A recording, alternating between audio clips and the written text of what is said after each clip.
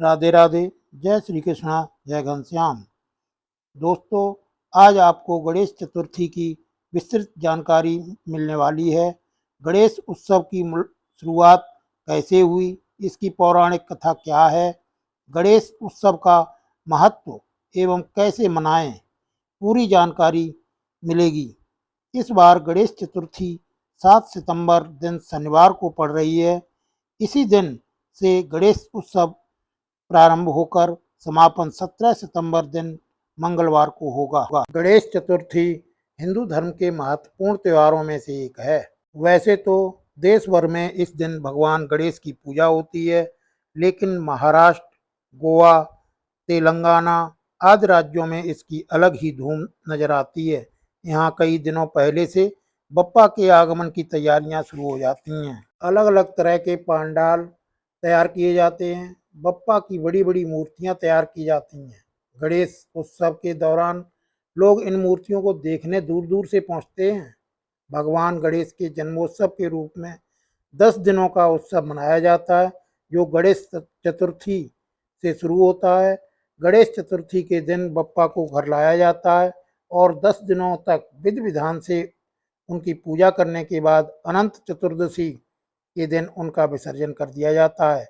इस साल गणेश चतुर्थी 7 सितंबर को मनाई जाएगी। गणेश उत्सव का महत्व क्या है? भगवान गणेश को सौभाग्य, समृद्धि और ज्ञान का देवता माना जाता है। ऐसे में गणेश पूजन से घर में सुख समृद्धि का वास होता है। मान्यता ये भी है कि गणेश उत्सव के 10 दिनों तक भगवान गणेश पृथ्वी पर ही रहते हैं और अपने भक्तों के कष्टों को दूर करते हैं। ऐसे में भक्त भी बप्पा को प्रसन्न करने के लिए हर जतन करते हैं। महाराष्ट्र, गोवा और तेलंगाना आदि राज्यों में यह त्यौहार काफ़ी लोकप्रिय है। इन राज्यों में गणपति जी के विशाल पंडाल लगते हैं। इस दिन सभी घरों में भगवान गणेश की प्रतिमा का भव्य स्वागत किया जाता है। साथ ही गणेश चतुर्थी का व्रत भी रखा जाता है। इस तिथि को व्रत रखने से व्रती को जीवन में सुख समृद्धि और अनेक लाभ प्राप्त होते हैं। गणेश उत्सव का इतिहास क्या है? इसकी शुरुआत कैसे हुई? इसके पीछे मान्यता है कि भारत में मुगल शासन के दौरान अपनी सनातन संस्कृति को बचाने हेतु छत्रपति शिवाजी ने अपनी माता जीजाबाई के साथ मिलकर गणेश चतुर्थी यानी गणेश महोत्सव की शुरुआत की थी। छत्रपति शिवाजी द्वारा इस महोत्सव की शुरुआत करने के बाद मराठा साम्राज्य के बाकी पेशवा भी गणेश महोत्सव मनाने लगे। गणेश चतुर्थी के दौरान मराठा पेशवा ब्राह्मणों को भोजन कराते थे और साथ ही दान पुण्य भी करते थे। पेशवाओं के बाद ब्रिटिश हुकूमत ने भारत में हिंदुओं के सभी पर्वों पर रोक लगा दी थी, लेकिन फिर भी बाल गंगाधर तिलक ने गणेश चतुर्थी के महोत्सव को दोबारा मनाने की शुरुआत की। इसके बाद 1892 में भाऊ साहब जावले द्वारा पहली गणेश मूर्ति की स्थापना की गई थी। किसी भी व्रत का पूरा फल तब मिलता है जब उसकी कथा भी सुनी जाए।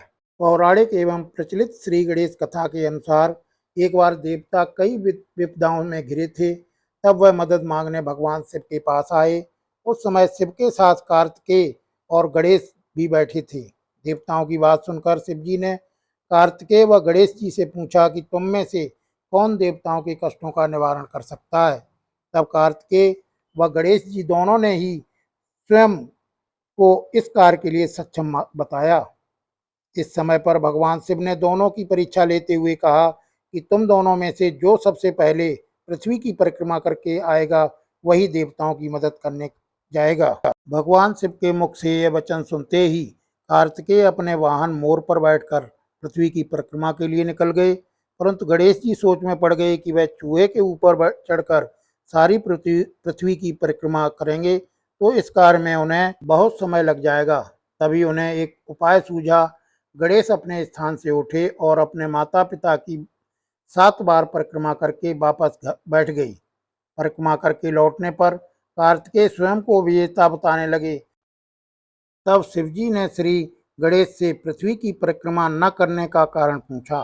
तब गणेश जी ने कहा, माता पिता के चरणों में ही समस्त लोक हैं। यह सुनकर भगवान शिव ने गणेश जी को देवताओं के संकट दूर करने की आज्ञा दी।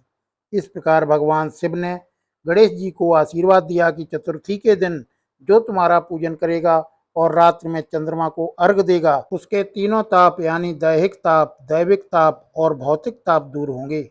इस व्रत को करने से व्रतधारी के सभी तरह के दुख दूर होंगे और उसे जीवन के भौतिक सुखों की प्राप्ति होगी। चारों तरफ से मनुष्य की सुख समृद्धि बढ़ेगी, पुत्र पौत्राद, धन ऐश्वर्य की कमी नहीं रहेगी। राधे राधे।